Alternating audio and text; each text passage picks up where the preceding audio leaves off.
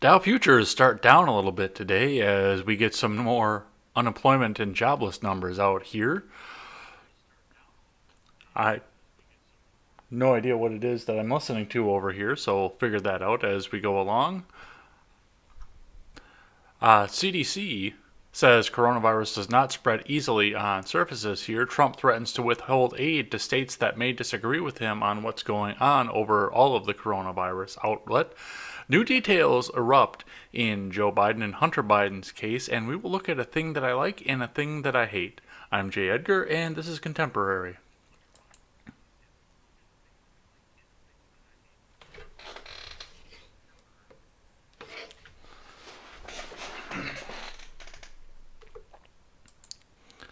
Well, I found the monitor feedback. That was pretty quick. Welcome to Contemporary. I'm Jay Edgar. We got a ton to get to today. This is going to be a long one, folks. We got a lot of stuff. Some of it's a little bit short, quick hitters, but we've got a lot of stuff to get to today. But oops, don't want to delete that scene. I'm sorry. But before we get started, head on over to freedomscoop.com. Freedomscoop.com is going to be your one-stop shop for all of your news and commentary needs. We got a great episode that just popped up from the R-Rated Conservative. I'm going to be checking that out in its entirety a little bit later. I saw a little bit of it last night. We've got The Daily Ignoramus. We've got Ed's World Gaming, Freckles and Brit, Wyatt Birkenhoff, The Generational Gap, and me. So come and check us out over there. We've got a bunch of stuff. We've got a bunch of merch, so you can get your Freedom Scoop swag, you can get your Freedom Scoop episodes, and all your news and commentary from people who are mostly just like you. So come and check us out over there. All right, let's start out with the Dow. So, that's not the Dow. I'm prepared, folks. So it looks like we actually had a pretty good day yesterday. We're up 1.52% over the previous close. It looked like it kind of wavered a little bit, but it was pretty steady after a good futures report. But possibly we will not be seeing the same futures report that we saw yesterday. So let's go and see what Investors Business Daily has to say on that. This is from Ed Carson. Dow Jones Futures retreat with coronavirus market rally racing towards remarkable goal. ASML, AMD, Apple, Google in focus. Dow Jones Futures fell modestly early Thursday along with S&P 500 Futures and NASDAQ Futures. The coronavirus stock market rally rebounded strongly Wednesday, less than 2 months after crashing to 14-month lows. The NASDAQ Composite is closing in on all-time highs. ASML extended a breakout Wednesday while Intel, AMD, KLA, and Analog Devices cleared buy points. Intel stock, AMD stock, KLAC stock, and ADI stock made encouraging moves. However, ASML stock showed strong action Wednesday, while the chip equipment manufacturer has been a leader for quite some time. Meanwhile, Apple, Alphabet advanced to a fraction below buy points. Apple stock and AMD stock are on the IBD leaderboard. Apple stock is also on Swing Trader. KLA and AMD are on IBD 50 list, along with several chip makers. Intel and Apple are members of the Dow Jones S&P 500 Index and NASDAQ Composite. Early Thursday, Best Buy reported better than expected earnings and sales. Best Buy stock initially rose in the pre-market, but then turned lower. Shares gapped out with the cup with handle base on Monday, then pulled back to test the buy point on Wednesday. Dow Jones Futures fell 0.4% versus fair value, off their worst levels. S&P 500 Futures slid 0.4%. NASDAQ 100 Futures retreated 0.3%. Remember that overnight action in the Dow Futures and elsewhere doesn't necessarily translate into actual trading in the next stock market session. Trump tweeted late Wednesday that China is to blame for the pain and carnage. Here we go. For the pain and carnage from the coronavirus, and is now engaged in a disinformation and propaganda attack on the U.S. and China.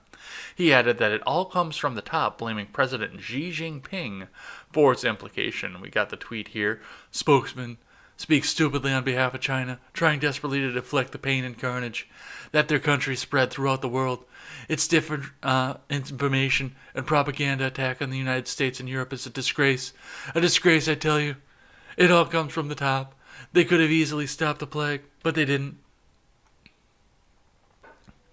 That comes a day after the Senate approved legislation that could ultimately force Alibaba and other Chinese companies to delist from U.S. markets. That would be, especially seeing the fact that Alibaba has been up almost every day for the past 3 weeks, that would be a blow, I think, to our economy outside of anything else. Yeah, Alibaba is doing huge in our markets right now. I can't imagine what would happen if they got forced to delist. All right. Let's see. Eurozone activity contracted sharply in May, but at a slower rate than April. The preliminary May IHS market composite purchasing managers index rose 30.5% from April's 13.6. Readings below 50 signal contraction. So our overseas markets are doing a little bit poorly, but we will see where the U.S. goes. We're kind of at a horse apiece right now as to what could happen on that, so we will see what happens there. All right, moving on to the New York Post. We'll start the day today. CDC now says coronavirus does not spread easily on surfaces. This is from Tamar Lapine. The U.S. Centers for Disease Control and Prevention now says the coronavirus does not spread easily through touching surfaces or objects. In early March, the Federal Health Agency was warned that it may be possible to pass on the virus from contaminated surfaces, according to Fox News. Its guidelines now include a section on ways the virus doesn't easily spread, including from touching surfaces or objects.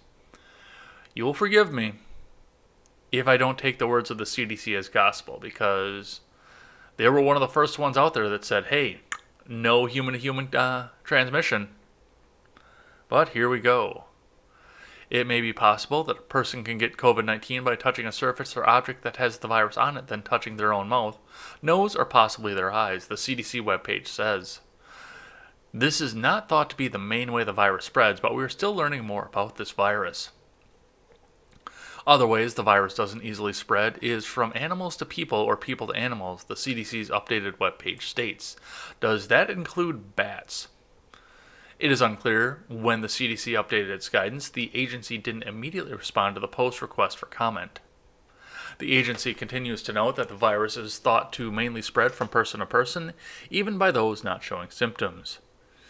Specifically, it mainly spreads between people who are in close contact, within 6 feet of each other, when someone with the infection coughs, sneezes, or talks, causing droplets to land in another person's mouth or nose. The Food and Drug Administration said last month that there was no evidence to suggest the virus can spread through food or what's wrapped in, and that there was no need to wipe down groceries. And yet some Karen is still going to do it. The biggest issue is that people are picking up COVID-19 from other people, Marilyn Roberts, a microbiologist and professor at the University of Washington, previously told the Post. They're not picking it up from surfaces. So let's just keep that economy shut down forever, because somebody might get the coronavirus. All right, next one. Mike Shultz's brutal before and after coronavirus selfies will change the way you think about the illness. This is from James Crowley over at Newsweek. And this sparked quite... Oh, I guess we don't have the photos. Let me refresh this, see if it does anything. Instagram refused to connect. Nope, apparently not. Well, that's lame. Okay, well, we'll at least read the article. Mike Shultz, an RN who was put on a ventilator because of the coronavirus, put the physical effects of the virus on display in a before and after selfie pairing that he posted on his Instagram last week. In the first photo, Shultz looks healthy, posing shirtless, showing his abs and muscular arms. It's a shame that we don't get to see that. I might have enjoyed that.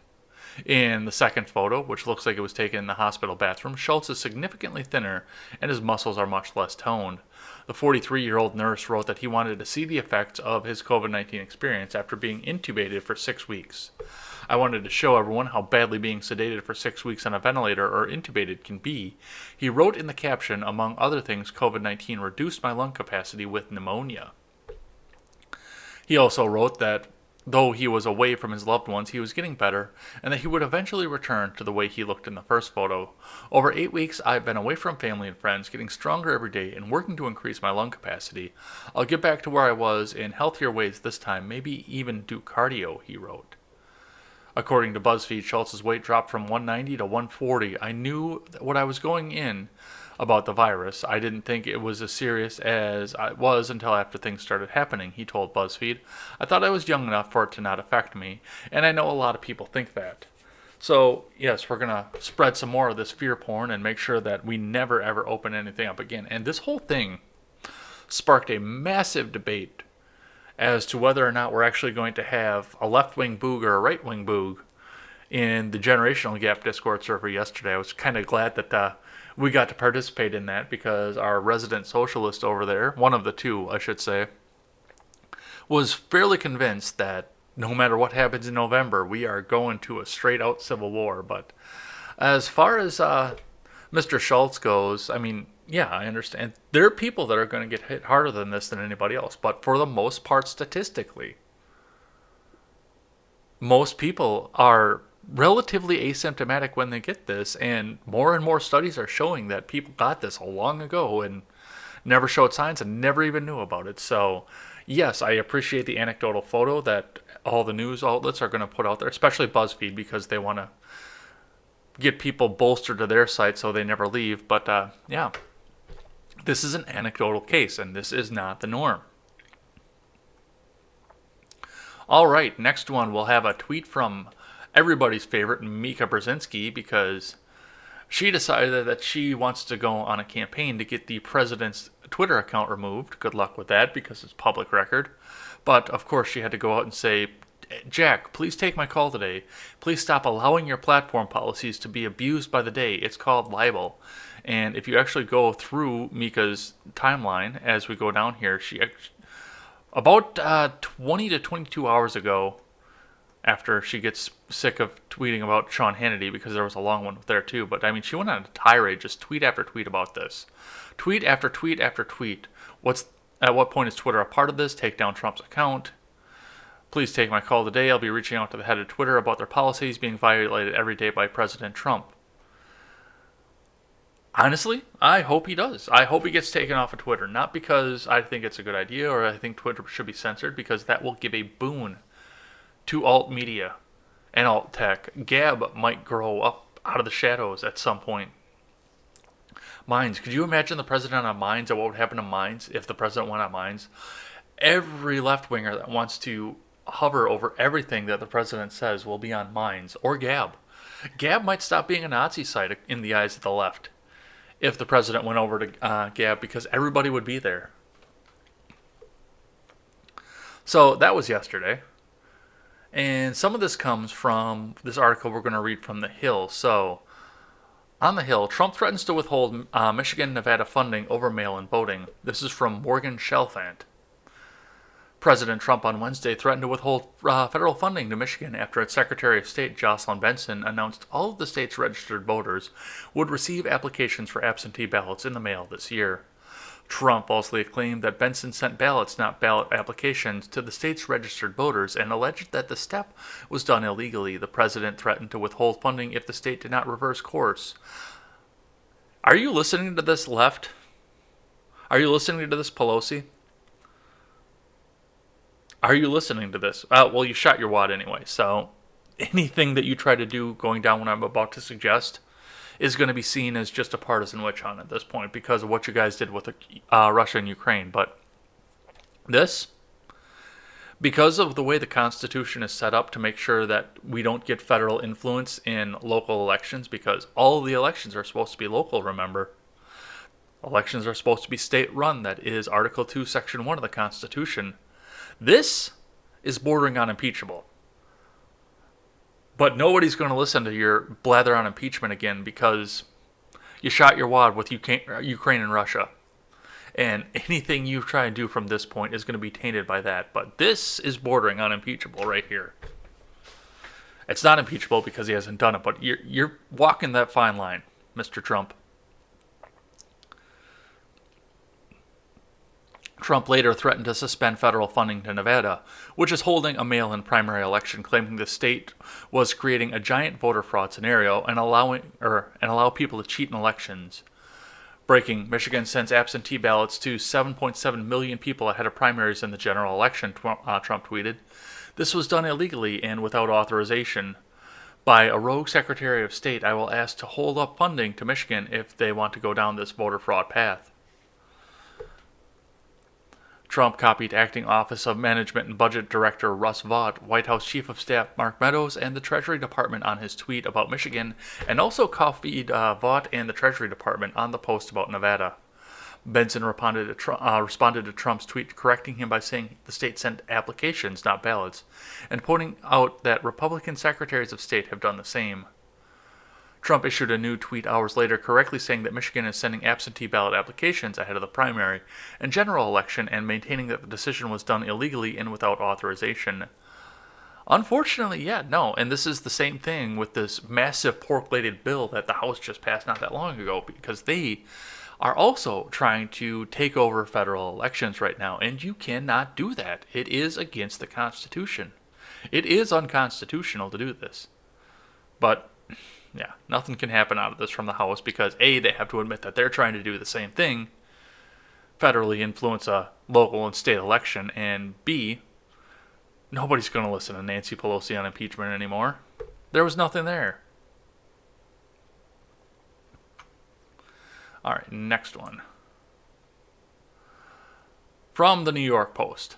Hot nurse disciplined for wearing bra and panties under see-through PPE gown. This is from Hannah Sparks. This naughty nurse is going viral. A nurse in Russia was suspended from the hospital where she worked in Tula, 100 miles south of Moscow, after she arrived at her shift in the all-male coronavirus patient wing with no clothing save for her skivvies under her transparent personal protective equipment. The unidentified staffer told managers at Tula Regional Clinical Hospital she was too hot to wear clothing underneath the head-to-toe vinyl gown, which protected her from contracting COVID-19. The incident was first reported by a local news outlet, the Tula Press, a newspaper. While there were reportedly no complaints from her patients, hospital chiefs punished the nearly nude nurse for noncompliance with the requirements for medical clothing. The nurse claimed she realized her underwear was showing through PPE. However, the Regional Health Ministry confirmed that a disciplinary sanction was applied to the nurse of the Infectious Disease Department who violated uniform requirements, the Sun reports. They did not elaborate on what exactly the disciplinary measure would be. The hospital administration originally claimed the woman in her 20s had been wearing a lingerie, but later clarified the two-piece ensemble was possibly a swimming suit. The overheated healthcare worker has yet to make a public statement on the incident. However, readers of the Tula Press had plenty to say. At least someone has a sense of humor in this gloomy reality, said Sergei Rotnikov. I mean, she's not bad looking. I wouldn't mind being treated by the one. And you see the elderly guy in the back with the mask on. He just can't take his eyes away. I thought that was funny. We do need to lighten up a little bit as long as we go down through some things. So that's kind of fun. Only in Moscow. All right, and the next one here. Now, I tried to find a green check corroboration from this, so I will release the disclaimer on this next one here. Take this with a grain of salt because this is one reporter without a green check outlet currently, but it's Andy Ngo, so I have some trust for him. But I'm also taking with a grain of salt as an opinion piece. So, we can scroll back up to the top here. Black Power. The New York Black Panther Party held a protest today outside a Chinese-American restaurant in D.C. to protest China's treatments of the Africans. The restaurant has no affiliation with the Chinese government. And I did look to try and find some green check verification of this to see if there was something else being reported on it. At current, there is nothing else being reported on this, but I do have to say, and I saw a bunch of people in the comments talking about the same thing, on the fact that this is not a Chinese government thing, and if they do want to protest the way that the Chinese treat their African neighbors in their country, then they would probably want to protest outside of the embassy, not a Chinese food restaurant. That's just me, though. All right, next one here from the Daily Wire. Bet you stay home now, hypocrites. Church that refused to close down. Lockdown gets burned down. Investigated as arson. A Mississippi church in the midst of a legal battle to stay open despite local shutdown orders was burned to the ground Wednesday morning. According to first responders, the First Pentecostal Church of Holly Springs was vandalized and suffered a large explosion to the back of the church. The incident is being investigated as a criminal act of arson. "Bet you stay home now, hypocrites," read one message sprayed under the church or onto the church parking lot. Thomas No More Society's senior counsel and lawyer for the church, Stephen Crampton, told Fox News on Thursday. The First Pentecostal Church of Holly Springs arson is suspected, reported Tom Dees of Fox 13 Memphis. Investigators say the church was spray painted with graffiti and set on fire. There was a major explosion in the back of the church that blew out the front. Jerry Waldrop, who has pastored at the church for 31 years, filed a lawsuit in April pushing back against local leaders' orders, which conflict with Republican Governor Tate Reeves' order expressly designating churches as essential operations. The 14-page document claims local police officers disrupted a midweek Bible study and church's Easter service 40 days prior, reported WLBT3. The complaint says Waldrop held outdoor services when possible, but would hold them indoors while practicing social distancing during inclement weather. The report noted, adding that the pastor asked for a temporary restraining order to keep the city from preventing services inside the church building. It is very clear local municipalities have guidelines that are more strict than the governor's guidelines, but they cannot have guidelines that directly conflict with what we have put in place, Governor Reeves said Wednesday at a press conference. Crampton suggested to Fox News that the First Pentecostal Church was targeted for being outspoken and somewhat firm about seeking to protect their constitutional rights. Yeah, we're going to start seeing some of this, and of course, your rights to free speech, which I think a lot of people would try to claim that this is what this is, do end when you violate the rights of somebody else. And burning down a church is definitely violating the rights of somebody else. So, and yes, this is how angry people are getting over the fact that people want to open themselves back up. People are getting outright angry about this. We see it every day over on Twitter. But now people are taking action. So, I don't know, maybe Yasmin over in the Discord server was right, and we could start seeing some violence come out of this. It's definitely possible. But this is an ongoing investigation, so we will see it as we go. All right, next one here from the Babylon Bee, because I think we do need to have a little bit of fun as we go along here. Obama announces he's no longer responsible for the economy. There's no author on Babylon Bee articles, which is too bad, because you always want to give the credit to the people that wrote it. From his seaside mansion, former President Barack Obama announced today that he is formally passing ownership of the stock market and economy on to President Trump. "All the gains were mine. Trump didn't build that. But this crash is all on Trump," Obama said as he admired the ocean, which will consume his home in fewer than 12 years. "My responsibility for that great economic gains in this country ended the moment the stock started to tank this morning." The former president said he does reserve the right to reverse his stance and reclaim credit for any economic gains realized after the market turns around, whenever that may be. "As soon as this thing stabilizes, I'll be there, claiming credit for things I didn't do." Obama also assured panicked Americans that if they like their economy, they can keep their economy. That is good. I like that. Yeah, that was one of the first. I saw that too when we were looking around and talking about this, and I started seeing on Twitter. I said, "Okay, well, everything's going back up." I saw somebody post, "So is Obama going to come back and start claiming credit for the economy again?" Because he actually did come out and say this was Trump's economy at one point. But yeah, now I do have to wonder if he's going to come out and say this is his economy. This is the Obama economy again. When does it become the Obama economy? All right, next one here from the Daily Wire again. Yeah, this was a heavy New York Post and Daily Wire day today. So, Press Secretary Kayleigh McEnany nukes CNN's Chris Cuomo over hypocritical attack on hydroxychloroquine. White House Press Secretary Kayleigh McEnany shredded CNN host Chris Cuomo on Wednesday over attacks that he made on President Donald Trump for taking hydroxychloroquine after Cuomo reportedly took a less safe version of the drug while he had the coronavirus. "You had Chris Cuomo saying the president knows that hydroxychloroquine is not supported by science. He knows it's been flagged by his own people and he's using it," McEnany said during the press briefing on Wednesday as she highlighted attacks from the media on Trump taking the drug that he got from his doctor. Well, Cuomo mocked the president for this, and interestingly, I found this out just before coming up here. Hydroxychloroquine, of course, is an FDA-approved medication with a long-proven track record for safety. McEnany continued, and it turns out that Cuomo took a less safe version of it called quinine, which the FDA removed from the market in '06 because of its serious side effects, including death, so it's really interesting to have that criticism of the president. So, that is interesting, and of course, yes, Cuomo took quinine. We are well versed and well aware of that as we went along, but he couldn't have got a prescription from it because, as McEnany said, it was removed from the market. Trump is following his doctor's orders, and his doctor, the White House doctor on top of it, prescribed this.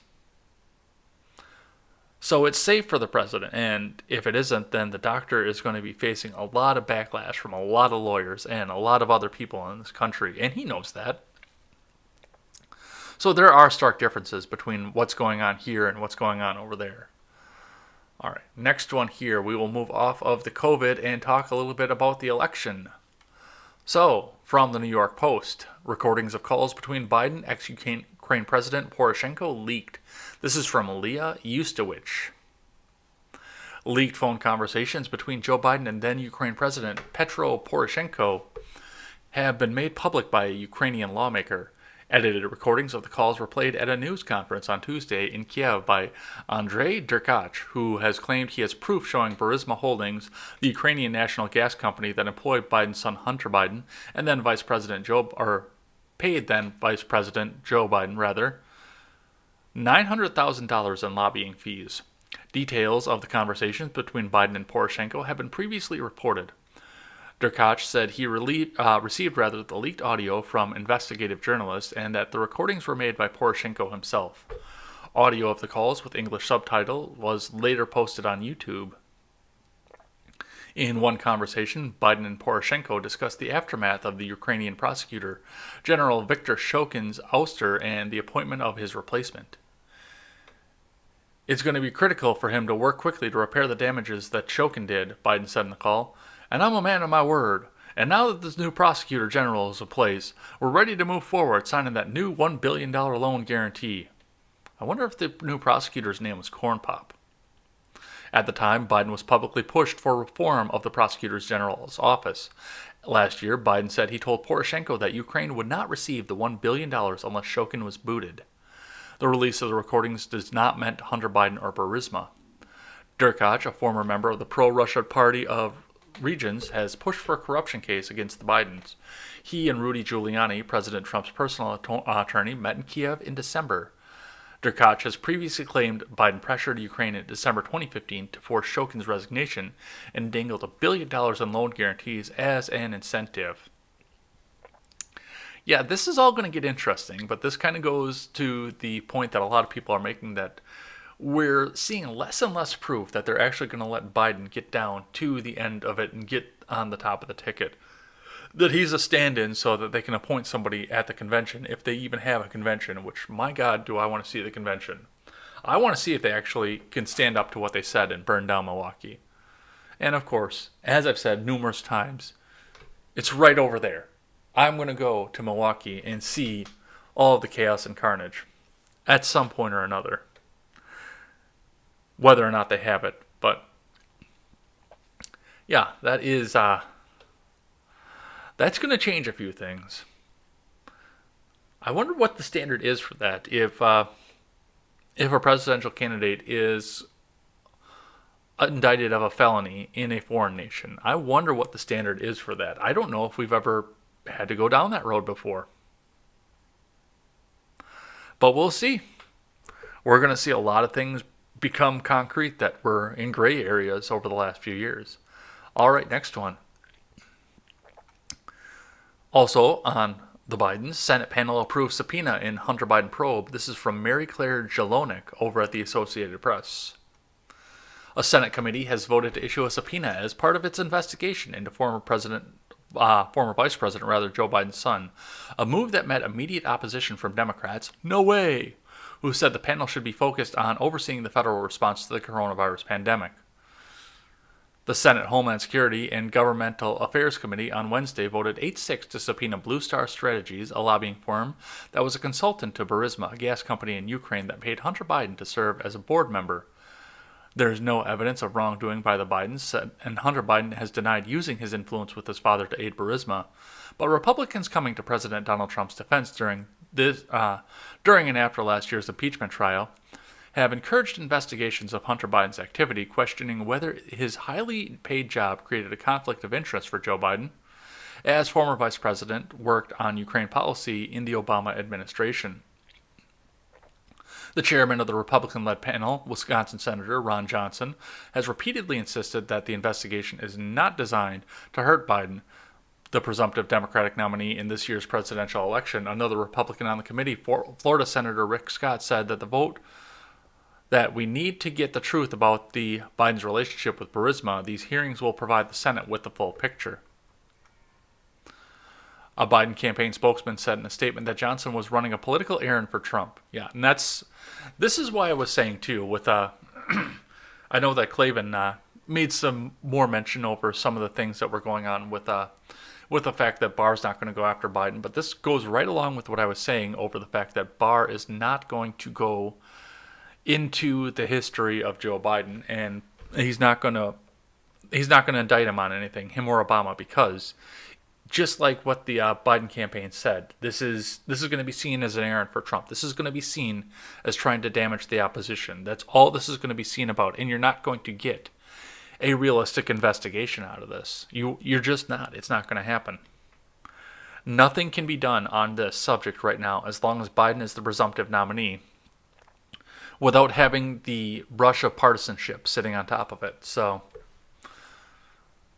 what comes out of this, I don't know, but I want to say, I do want to know what happened with how Hunter Biden got this job.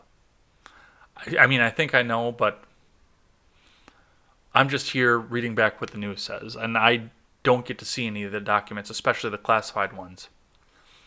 All right, talking about technology now as we move along. This is just stupidity. I'm going to read the article, and then I'm going to say what I told Linda Black yesterday over on Twitter. Twitter is testing a feature that limits who can reply to your tweets. This is from Brian Heater over at TechCrunch. Twitter today acknowledged it's begun testing a new setting that lets users limit who can reply to tweets. The setting was first noted earlier this year, similar to Facebook's post-viewing settings. The current implementation features a small glove icon in the corner. Tapping on it brings up Who Can Reply window. From there, users can pick from one of three options: everyone, people you follow, and only people you mention. If you opt for either of the latter, the reply function will be grayed out for all who don't fit the description. They can view, like, and retweet the thing, but they won't be able to reply directly to the sender. This thread itself will also acknowledge the replies are limited. Only a limited group can use the test feature right now, though anyone with a Twitter account can view the conversations. Because it's in testing mode, there's no guarantee that this will become a universal feature, but Twitter says the rollout is designed to give people more opportunities to weigh in while still giving people control over the conversations they start. No, this is meant to put more echo in your fucking echo chamber. And that's exactly what I said when I first saw this out. All this is going to do is further echo the echo chamber, is the exact quote that I used from this. So what we're going to see out of this, of course, is a lot of left-wing, very, very left-wing accounts, even some might even say the far left, are going to post out their opinions out there with this feature installed. And they're going to mention all their buddies or people that they follow, and then they're just going to sit and sniff each other's farts forever. And a lot of the MAGA crowd is going to do the same thing. They're going to limit who can respond to them, and they're going to sit there and they're going to sniff each other's farts. And for the rest of us, the normal people over on Twitter that want the engagement, we're going to get all these people that have all of their posts blocked out from people coming in and dogpiling all of us. So, yeah, it's going to make Twitter an interesting place, and it's going to push people further down into their ideological bases and further divide the country, or at least the small percentage of the country that's on Twitter, because it's like, 2% of the country uses Twitter? But yeah, this is just going to further radicalize people, I'm sorry. They're going to sit in an echo chamber and get told that their ideas are the greatest ideas in the world and nobody else's ideas are worth a crap, with nobody coming in to be able to argue and counter, and they're just going to fall further and deeper into the far, far fringes of the rabbit holes. But it's going to make Twitter an interesting place, at least. Maybe Minds and Gab will get a boost out of this. Who knows? All right, and next one, speaking of Twitter here, President Trump had this. Actually, this almost made it into the thing that I hate today. Because just seeing the people that were being vicious about this, and some of this did come with Mika's tweet as well that we read earlier. But congratulations to my daughter Tiffany on graduating from Georgetown Law. Great student, great school, the best school. Just what I need, a lawyer in the family. Proud of you, Tiff. First off, that second to last line, I need a lawyer in the family, just what I need, a lawyer in the family, was just, that was to pull the trolls out. That was exactly what he meant to do with that. He's the master troll himself, but he was out there to pull the far lefties out there who hate him and want him to die, and just to kind of suggest to them that there might be something criminal going on in the family. That was meant to do that. And he did it in full force, and they got out in full force out of this. But, children should be off limits, and that's been something I've been for a while. Now, Junior, Eric, and Ivanka, all three of them put themselves into the front lines. So they're fair to criticize because they've allowed themselves out there. Barron and Tiffany, well, Barron is a minor. So there's no reason you should be going after Barron, but that doesn't stop anybody. Can you imagine the outrage if people went after Sasha and Malia the way that people on Twitter go after Barron? Either way. But Barron should be off limits no matter what. But Tiffany has chosen to keep herself out of the public eye. She doesn't want it. She doesn't want the publicity. She doesn't want any of it. And yet, now this is going to be, and there are a lot of people in the comments that are just out there. Scott Dworkin, you need a lot of lawyers. There are tons more replies. It's just people being completely horrible to Tiffany Trump, who has worked very hard. Yeah, Brooklyn Dad, this asshole. Congratulations to Tiffany for managing to stay out of your crooked orbit with all this time. What you need isn't a lawyer in the family. You need someone whose job is to remind you that you have two daughters. So yes, they want to pull Tiffany into this. And that's just nasty. She doesn't want to be a part of this. But just because her name happens to be Trump, they want her to be exactly the same as the father, and they want her to have the same target on her. It is not okay to be anywhere associated with the president, and they made that known during the impeachment hearings and the Russia probe. All right, and the next one that stemmed out of this, and this will be the last one for news that we talk about before we get into things I like and things I hate. From CNN, judge allows fraud suit against Trump family and company to proceed. This is from Erica Orden. A federal judge on Monday allowed a federal lawsuit accusing President Donald Trump, his three eldest children, and his company of collaborating with a fraudulent marketing scheme to prey on investors to proceed.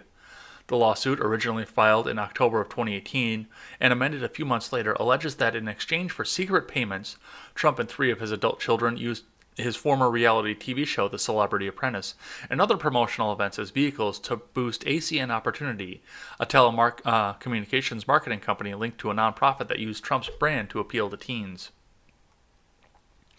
The lawsuit also accuses the Trumps of having profited off the poor and vulnerable as people looking to enrich themselves by systematically defrauding economically marginalized people looking to invest in their educations, start their own small business, and pursue the American dream. Weighing the two most critical factors, a likelihood of success on the merits of irreparable harm, against each other, any prejudice that defendants in ACN may suffer from proceeding with the litigation during the pendency of the appeal does not outweigh the strong likelihood that the defendants in ACN will not succeed on appeal, U.S. District Court Judge Lorna Schofield wrote in her opinion. That was a legalese mouthful. The Trumps plan to bring the ruling to an appeals court. A lawyer for the Trumps, Joanna Hendon, said, "We intend to promptly move to the Second Circuit for a stay pending appeal." Four anonymous plaintiffs brought the suit. Four anonymous plaintiffs, you say? Including what court papers describe as a hospice caregiver, a self-employed man who was once homeless, and a food delivery driver. That's funny. I'm not throwing shade at any of these careers because they're all good careers. Self-employed is something that I hope to be. Food delivery driver is honorable, especially if there's nothing else, which for a little while, for the past couple of months, there weren't, or wasn't rather. And hospice caregiver, that's really important. It's great for comforting people that are in a vulnerable position and the families around them. These are great careers, but unfortunately, they're not very high-paying careers either. And when did this happen? In 2018, late in 2018? 3 years after we stopped doing Celebrity Apprentice. I think it was more than that, actually. 4 years after we stopped doing Celebrity Apprentice. With one of the most high-profile people in the country. Yeah, something about this does not seem right. Something about this seems a little bit opportunist, if you will. Which we have seen more and more opportunists come out of the walls and out of the woodwork over these past 3 years. Lots of opportunists out there that want to get their book deal, get their millions of dollars, get their payout, or get whatever else they want. And this, I'm sorry, this does not pass the smell test to me. But that's for the second district to decide, and I'm sure that if this goes in the Trump's favor, we'll never hear about it again. And if this goes in the plaintiff's favor, it's going to be headline news going up into the next election. All right. We're going to do a thing that I like and a thing that I hate. And a thing that I hate about the thing that I like right now is the fact that I promise you that this is not going to become what I'm watching on Netflix.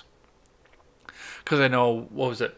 A couple weeks ago I did Altered Carbon after I finished that up or was about to finish that up on Netflix. But as soon as I finished Altered Carbon, I went back in and went to finish out Gotham, which I had started watching before Altered Carbon, but got caught up in some other things and got busy and forgotten about.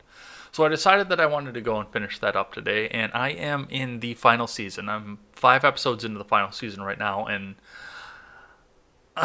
it is an unpopular opinion, especially given the poll that I just put out about Catwoman, but this was an incredible show with very, very deep characters, with a lot of moral gray areas within them. I mean, this was not a good and evil story, which Batman was never intended to be. Batman was an anti-hero. He was a vigilante out there who had a lot of moral gray area about him, that he wasn't always doing the right thing. He was doing the thing to get things done. I mean, Bruce Wayne was a good man. Batman was going for justice, but going for his own brand of justice, let's say. And yes, he was able to work with the police to do so, with Commissioner Gordon to do so, but still, yeah, there was a lot of gray area with this. But, I mean, the series was great. Ben McKenzie put on a fantastic performance as pre-Commissioner Gordon, Detective Gordon, and then Captain Gordon. Donald Logues. Harvey Bullock was second to none. To see the rise of a good little boy, Bruce Wayne, into the moral gray area of Batman, to see him rise into that was just amazing. And I've heard a lot of people's concern about a thin Penguin, but Robin Lord Taylor's Oswald Cobblepot in the Penguin was second to none. Just the madness that some of these people descended into, to see people go from normal lives onto sick and twisted personas and their criminal personas that they did. It was incredible. It was very well written. I recommend everybody go out and see it. It's 5 seasons. The 5th season is kind of short, though. It's 4.5 seasons. And I don't know how it ends because I'm only halfway through the 5th season. But if the first 4 were any indication, it's not going to disappoint. So go and check that out. It's over on Netflix. The entire library is over on Netflix. It's Fox, so it's not going to get too gritty or too dirty. But it was a great show. All right, now for a thing that I hate. So, Joe Walsh he's had a storied history. And the worst thing about what I'm about to say here is that I actually really, really, really enjoyed Joe Walsh's commentary before he ran for president. For a blue state Republican with a radio show, he was fair. He was middle of the ground. He was a good conservative. He leaned a little bit too heavy on big government, but I mean, what neocons don't do that? But he was good, he was fair, he was calm, he was rational. He was a good commentator. And honestly, if he'd have moved to any other state, I think he would have gone on to be a really good representative, possibly a senator, and he might have been able to advance his political career long enough to become the president one day. I don't think he would have made it in anywhere in the near future, but if he'd have gone through the proper channels instead of just trying to run straight from failed representative in a blue state to president, I think he actually would have had a lot of success with it. Unfortunately, that is no longer Joe Walsh. Joe Walsh has become one of the nastiest, most obsessive people about the president. Joe Walsh cannot tweet, and he tweets 6 to 10 times a day without mentioning the president or somebody in his family, and this one was one of the worst. So, at 23 hours ago, shut the fuck up, Kellyanne Polls. I'd rather support a man who chooses a woman vice president than a man who chooses to grab women's vaginas. And, of course, I pissed a lot of people off yesterday when I commented, and I reminded him that perhaps if you stop obsessing over the president, your wife will let you grab hers again.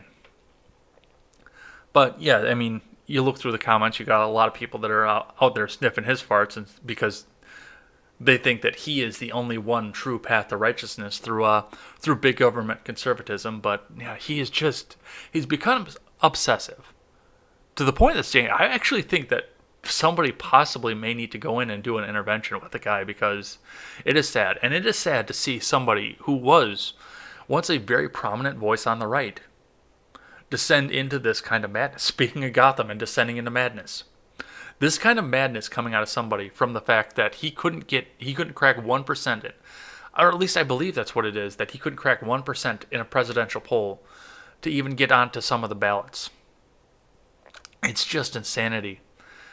Joe, if you're listening, I know you follow me. If you're listening, I do hope you get help. He does. Joe Walsh follows me. My little YouTube channel and my little Twitter account, but he follows me. So yeah, if you're out there listening, Walsh, get some help. Settle down. Calm down. We're going to have 5 more years of this, and then it's going to be done, and you don't have to worry about it anymore. Come back to be the old Joe. Be a calm, rational voice on the right again. We want to see you back. We want to see you get better. We want to see you get healthy, Joe. We want to see a long career out of you and possibly see you get back into politics and represent somebody who actually needs some representing. All right, so we'll transition out of here, and that's going to be it for the day. Thanks, everybody, for coming by and checking us out. We will be back here tomorrow with more news, and I'm sure that there's going to be a lot more news to talk about, and we will read the names of everybody who chatted throughout the week. Until then, I'm Jay Edgar, and this is Contemporary.